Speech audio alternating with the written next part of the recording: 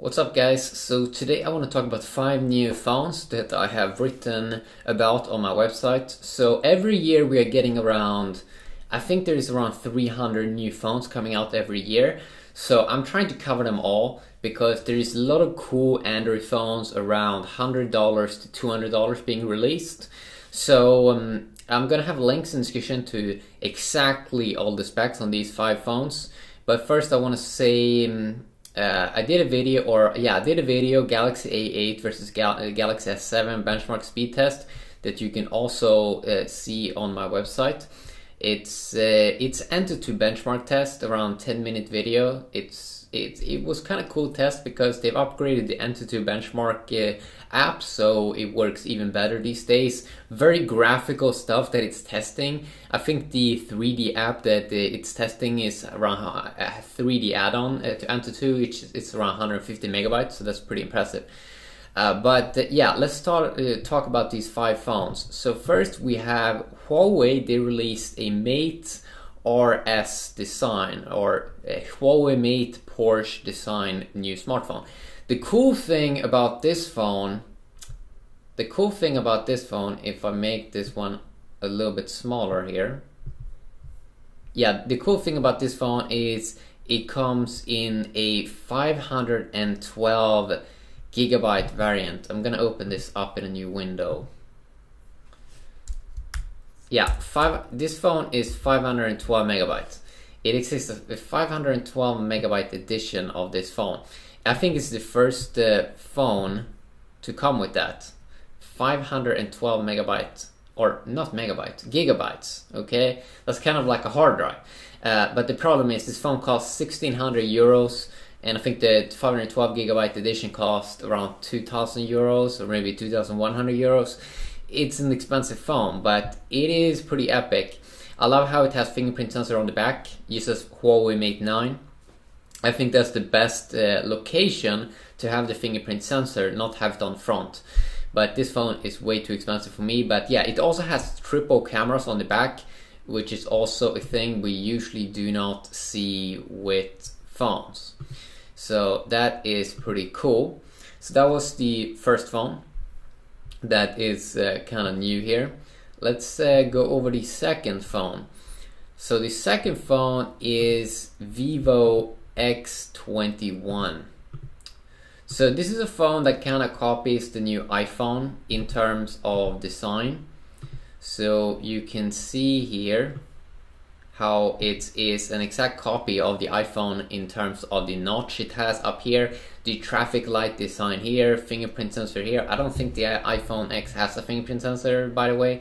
I think it mostly has Face ID, but very beautiful phone over here, which also comes with some decent specs. For example, we can see that it has micro SD card support, 256 gigabytes, dual camera, 12 megapixel plus 5 megapixel, Bluetooth 5.0, 6.3 inch display almost. That's insane, okay? It's massive. Written on it, link in description if you want to check it out a little bit more. And I don't think there's a link at the moment to buy it. No, I don't think I did leave a link to that, because this is not just this is early leaks, but it looks very good. Okay, the third phone is Vernee M6. Vernee is another cool company that is working on some cool stuff. So if I open this image in a new tab here, you can see it looks quite polished. It looks like a very good phone, extremely slim phone, by the way. And this one has 4P lens, 5P lens, 4 gigabytes of RAM, MEL IT 860, octa-core processor, all of those good things. But yeah, it looks like a pretty cool device. It looks like it's running on some stock version of Android over here. Yeah, it looks nice. It looks almost like an all-screen display on the front side, which is very cool. So that is the third device over here.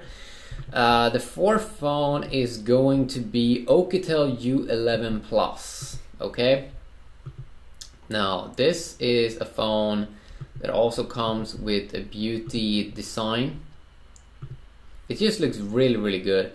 It looks quite nice. What does this one have? 5.7-inch display, very big. Mali T860, good GPU, 4GB RAM, 64GB internal storage, TF card support, 4G data speeds, 2.5D curved display. It's just it's a nice phone, you know. It's a nice phone. As you can see over here, it looks quite good. There's also a standard edition of the Oukitel U11, which also did write about. Then there is Oukitel U22. I think this is a cheaper device. But it looks extremely good again, like very nice curve, nice cool dual curve or dual rear camera. This is gonna be the 5th device I am talking about. 5 megapixel plus 2 megapixel lens, and 8 megapixel plus 2 megapixel lens on the rear side. 9.6mm thickness, is a little bit thick, but Mali 400 GPU. This one is a little bit more cheaper in price. It might only have 3G speeds, but oh my god, I mean, look at this. Let's see. I think the back looks so good. It looks really nice here. It almost looks like an iPhone 3GS, I would say, in terms of the sides.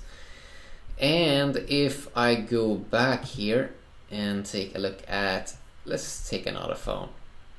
Bluebow D5 Pro. Another phone here that looks extremely cool in terms of design. I mean, you can see here, wow, the design looks really nice. I mean, it's the sides, the fingerprint sensor, the kind of ring around that thing looks cool as well. It has support for dual SIM cards, which is also very nice. Very nice there indeed if you are traveling.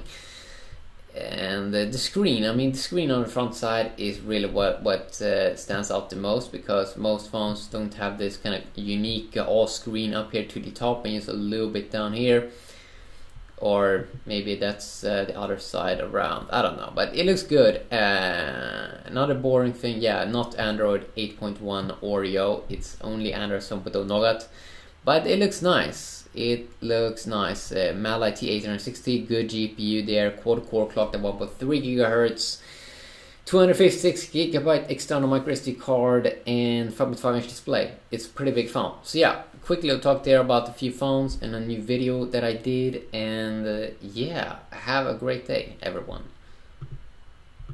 Let's see if I can exit this recording. Oh yeah, we have a button up here. Have a great day.